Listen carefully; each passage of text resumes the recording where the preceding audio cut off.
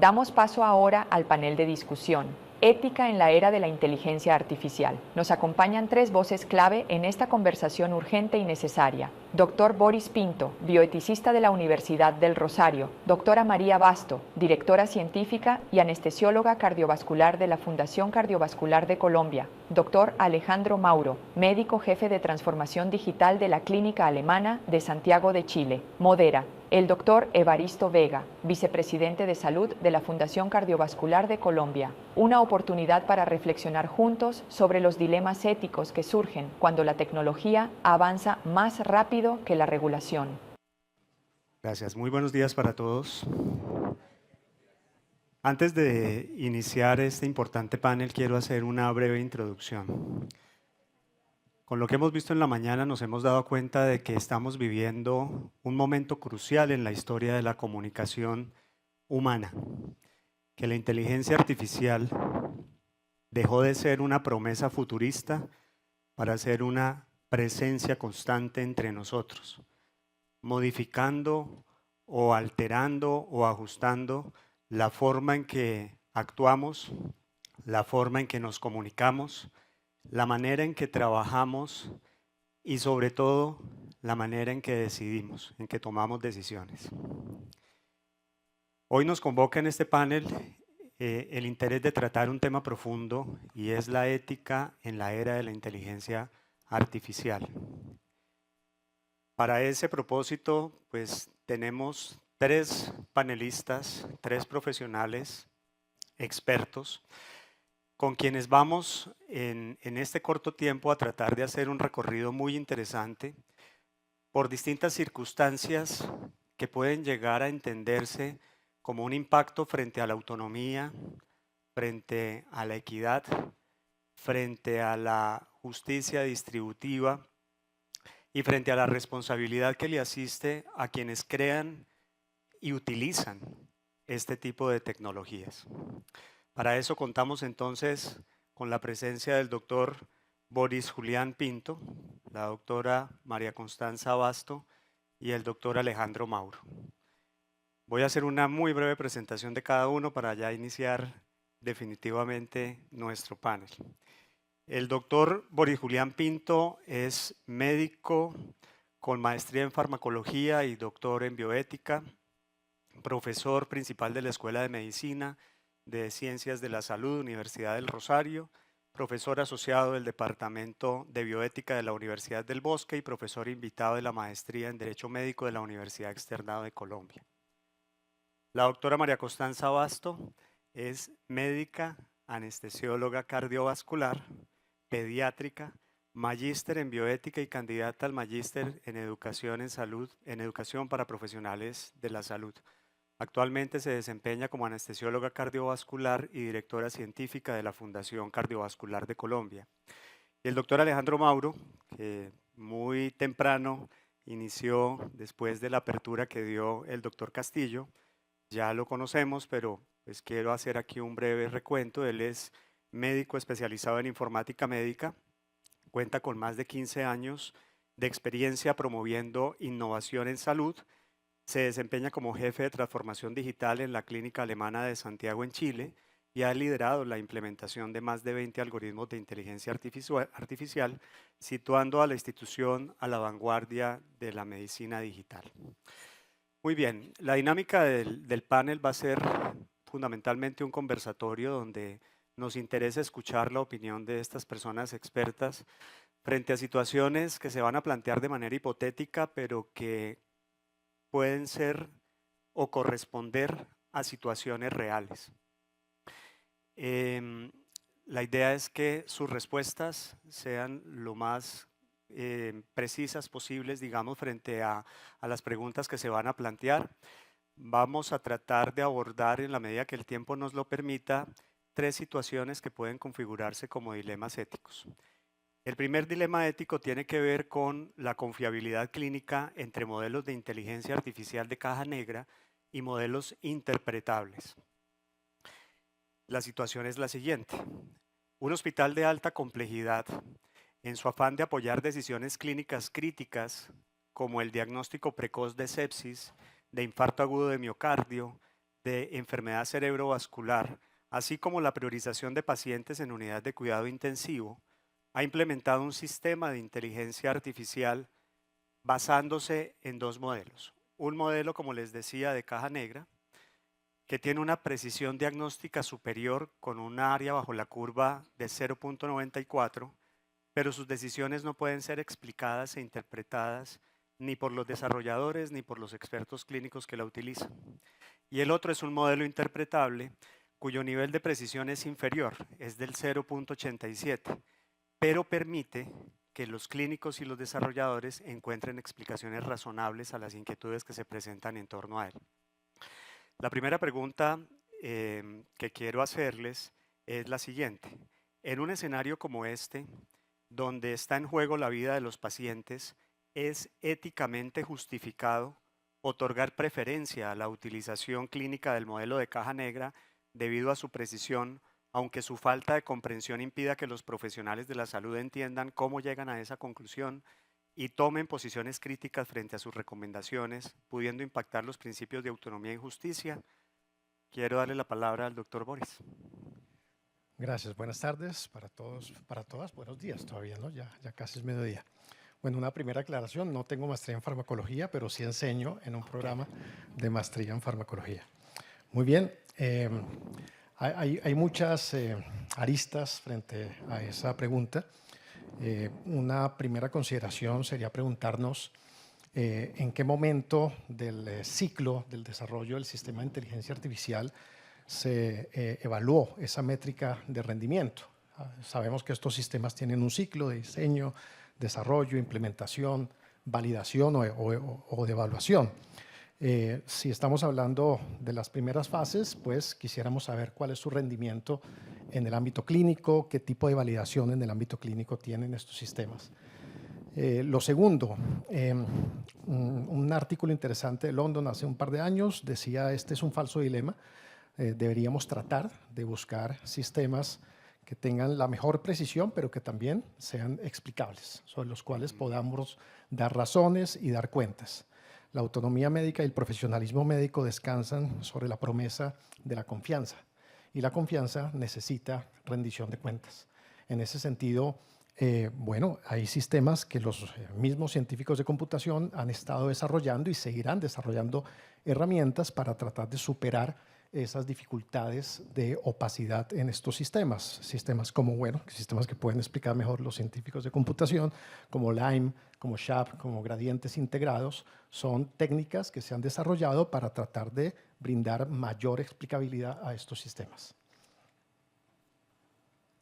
Sí, bueno, hay otro Connie. punto, y siguiendo con la parte de la confianza, es no solamente confianza del profesional de la salud, sino confianza de la persona que está siendo sometida a la inteligencia artificial, pues que se está usando para hacer un diagnóstico temprano o una predicción temprana. Hace tal vez en 2024 salió un estudio donde mostraban, venga, qué tanta confianza tenía el público general en Estados Unidos sobre la utilización de inteligencia artificial en la ayuda diagnóstica, y sorprendentemente era más baja de lo que uno esperaría. Era aproximadamente el 43%. Entonces un 63% decía no conocemos, no sabemos a lo que nos estamos sometiendo, y una de las cosas que planteaban en la narrativa era no sabemos cómo hicieron ese sistema para decir que yo estoy sometido o no estoy sometido a riesgo. Entonces, como mencionaba el doctor Boris, algo absolutamente importante es tratar de conocer, y eso nos implica a nosotros los médicos, porque tenemos un problema tal vez, y es una falta de conocimiento en la parte tecnológica, en la parte de inteligencia artificial, en cómo funcionan estos sistemas para poder explicarle al paciente, porque finalmente es nuestra responsabilidad la explicación al paciente en términos sencillos de lo que vamos a hacer o de las decisiones que vamos a tomar. Si bien no es una decisión aislada, puede ser una decisión conjunta, puede ser una herramienta que nos ayude simplemente a ayudar, valga la redundancia, a tomar una decisión. Finalmente es una decisión entre la herramienta y nosotros como clínicos que estamos al lado del paciente, que conocemos de pronto un poco más el contexto en el que se está moviendo el paciente, y no solamente un algoritmo que está alimentado con unos datos que a veces no sabemos de dónde salieron. Doctor Alejandro. Yo siempre puedo pensar algo distinto, ¿eh? Lo primero es creo que hay cosas que funcionan y cosas que no funcionan. Y acá lo importante siempre es ver lo que funciona. Sin lugar a dudas que estamos en un momento que es bisagra y cambia la forma en la que tenemos que aproximarnos a los problemas. No podemos seguir aproximándonos de la misma manera. El área bajo la curva, ¿sí?, que mostraba, es una medida para ver cuán bueno es un test diagnóstico para acertar finalmente a si es positivo o es negativo. Y todos los test que tenemos y que usamos diariamente no son perfectos. Tienen áreas bajo la curva de 0,90. ¿Sí? Uno hace una tomografía para ver si el paciente tiene una neumonía y eso no es perfecto. No es que el 100% de la neumonía la vemos. Quiere decir que todo diagnóstico tiene un error. Y hay errores que, por supuesto, que podemos entenderlos y errores que no podemos entenderlos. Nosotros utilizamos muchas cosas que no sabemos cómo funcionan. ¿Alguien sabe cómo funciona el cerebro del perro que huele cocaína en el aeropuerto? No, nadie sabe cómo funciona, pero funciona. Y por eso lo usamos, porque funciona. Entonces, en realidad, lo que nos está faltando son más estudios prospectivos sobre el uso de estas herramientas. Y aquellas herramientas que de forma prospectiva, en un ensayo clínico, se nota que funcionan, funcionan y hay que implementarlas. Y no hay que no vamos a poder explicárnoslo. Las computadoras van a ver siempre cosas que los humanos no vamos a poder ver. Pero si funcionan, funcionan y generan valor. Bueno, ya se dan cuenta ustedes porque son expertos. Son respuestas maravillosas frente a este importante dilema.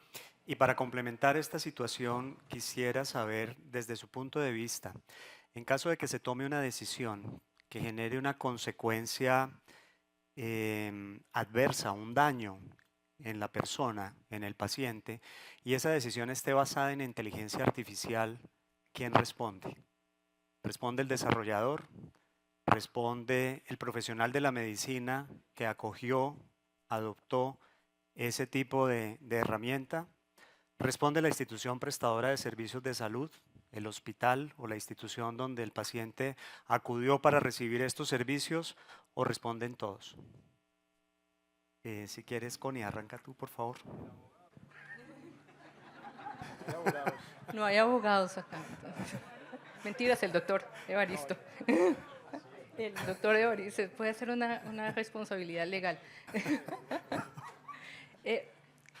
Cada vez está mirando, si bien es cierto, y la responsabilidad en el ámbito médico siempre ha caído sobre los profesionales de la salud. Siempre hemos sido nosotros los responsables de los actos médicos, o las enfermeras, o el terapeuta. Acá cada vez se está mirando y las legislaciones sobre inteligencia artificial y los códigos sobre el uso adecuado y racional, que cada vez salen más, es decir, el Parlamento Europeo ya tiene unos lineamientos sobre uso de inteligencia artificial, la Asociación Médica Americana tiene otros lineamientos para el uso de inteligencia artificial en salud. Colombia está sacando también algunos lineamientos, ya hay de hecho una base. Casi todos hablan de responsabilidades que deben ser conjuntas, no hay responsabilidades que son netamente, y se aleja un poco a lo que clásicamente nos ha tocado, que ha sido la responsabilidad del acto médico que recae únicamente sobre el médico. En estos casos, no. En estos casos se habla ya de una responsabilidad conjunta con los desarrolladores, porque dentro de lo que piden o dentro de las legislaciones están implícitas la seguridad del algoritmo o de lo que sea que hayan desarrollado, que tiene que ser seguro, tienen que tener pruebas de validación.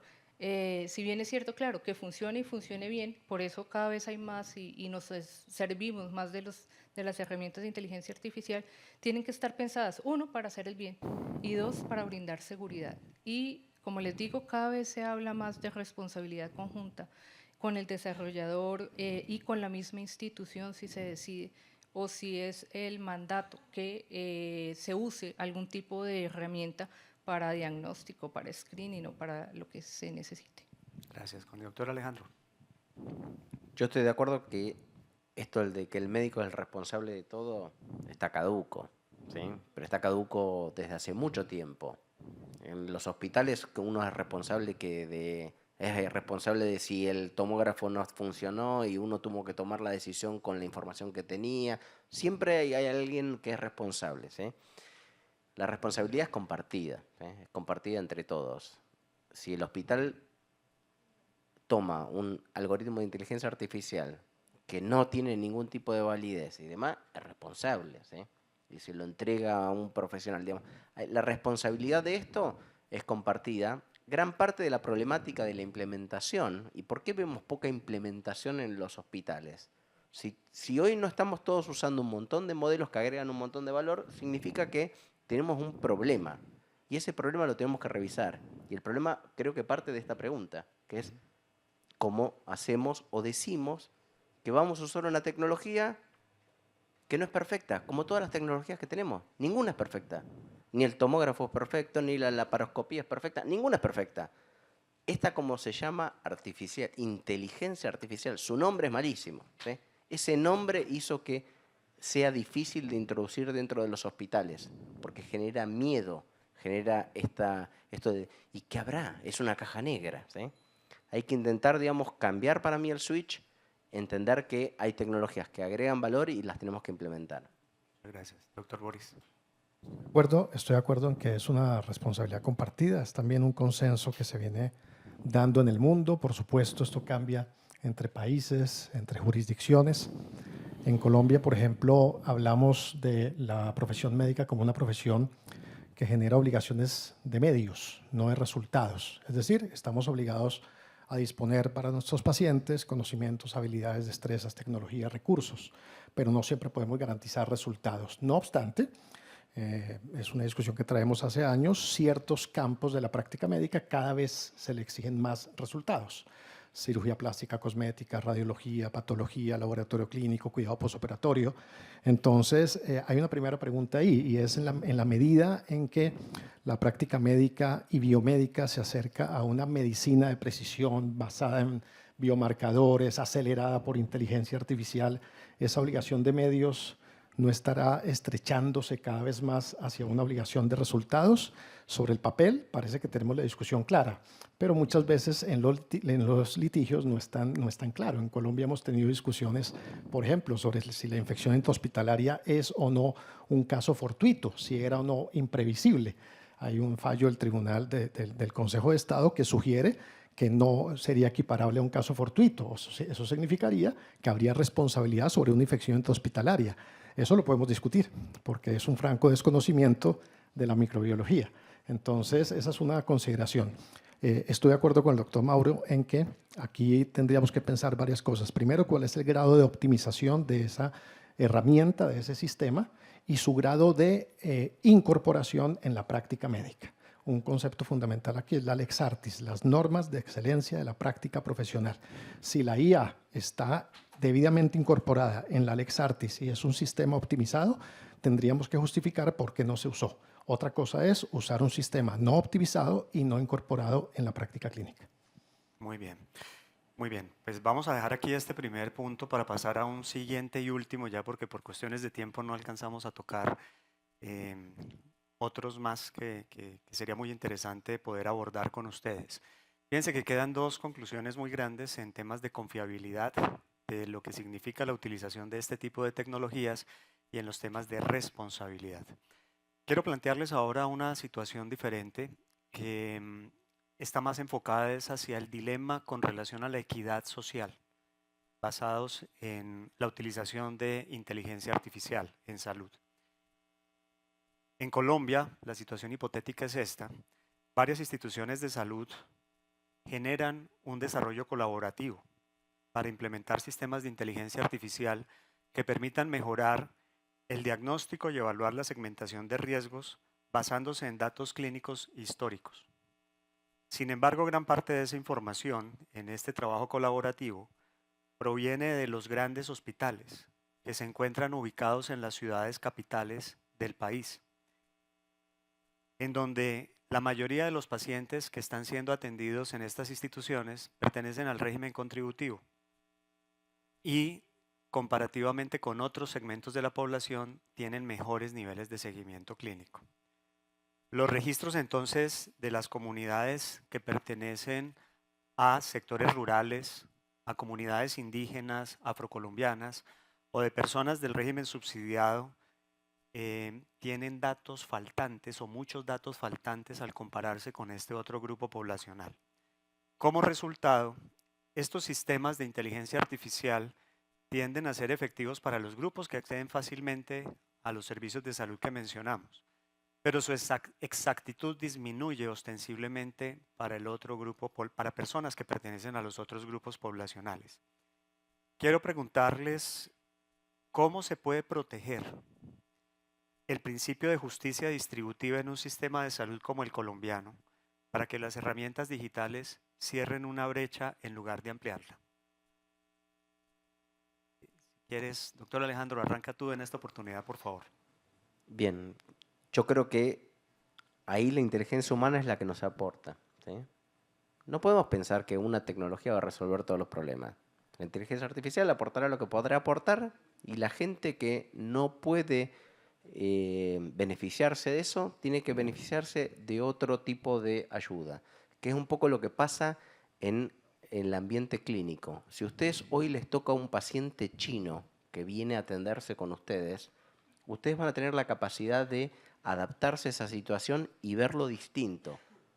Un software lo va a ver igual, lo va a ver, es un número más, ¿sí? No va a entender las características de una persona que viene de otro país, con otra cultura, no va a tener esa capacidad. Esa es la capacidad humana que nosotros tenemos y es la que para mí hay que poner para que sacar el mayor rédito de esto.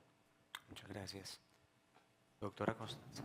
Las brechas de la tecnología, no solamente inteligencia artificial, en general, pues entre más tecnología haya, desafortunadamente aumenta la brecha.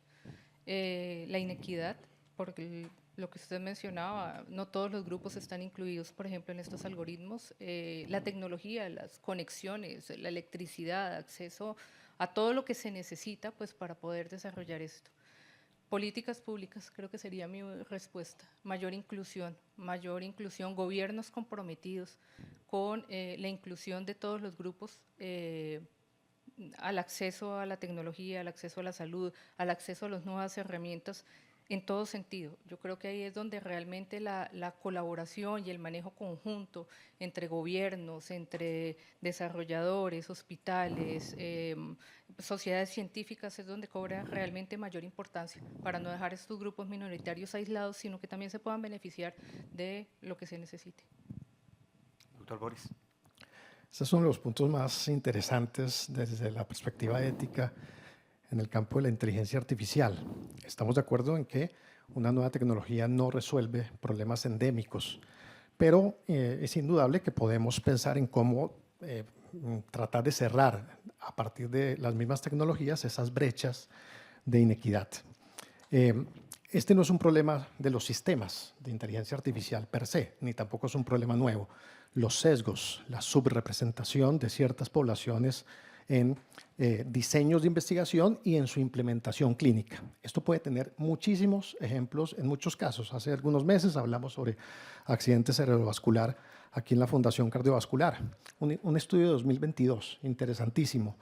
Desagrega desenlaces de ACV por sexo y por género en una cohorte de pacientes en Estados Unidos y encuentra que las mujeres se benefician un 30% menos de la terapia trombolítica aguda en las primeras 3 horas de la instauración de los síntomas.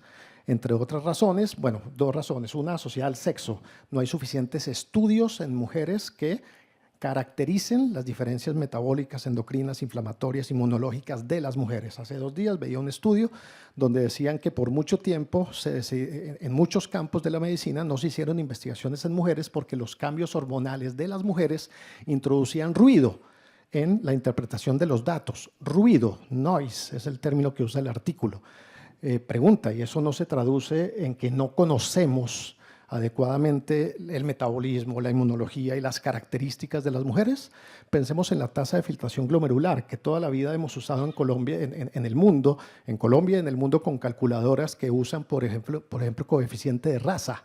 Cualquier calculadora que usemos tiene un coeficiente de raza. En 2021, la Asociación Americana de Trasplantes sugirió sacar ese coeficiente porque no tiene suficiente base científica. Es una escala, una ecuación de regresión lineal que hemos usado toda la vida por inercia y no tiene fundamento científico. ¿Y eso en qué se traduce? Una sobreestimación de la tasa de filtración glomerular en población afroamericana que lleva a que lleguen más tarde a diálisis y más tarde a trasplante. Entonces, es importante trabajar en ese sentido y hay líneas de investigación. Equitas, por ejemplo, AFI 360, un software que desarrolló IBM, están trabajando en eso.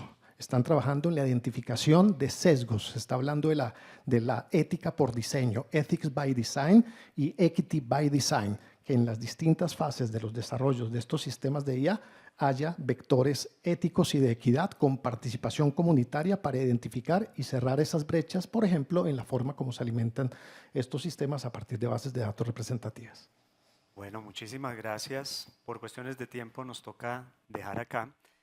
Quiero concluir diciéndoles que con estas importantes opiniones en estos minutos es claro que detrás de cada algoritmo hay decisiones que impactan vidas, que nos corresponde entre todos asegurar que ese impacto sea el mejor posible dentro de las capacidades y facultades que nos asisten.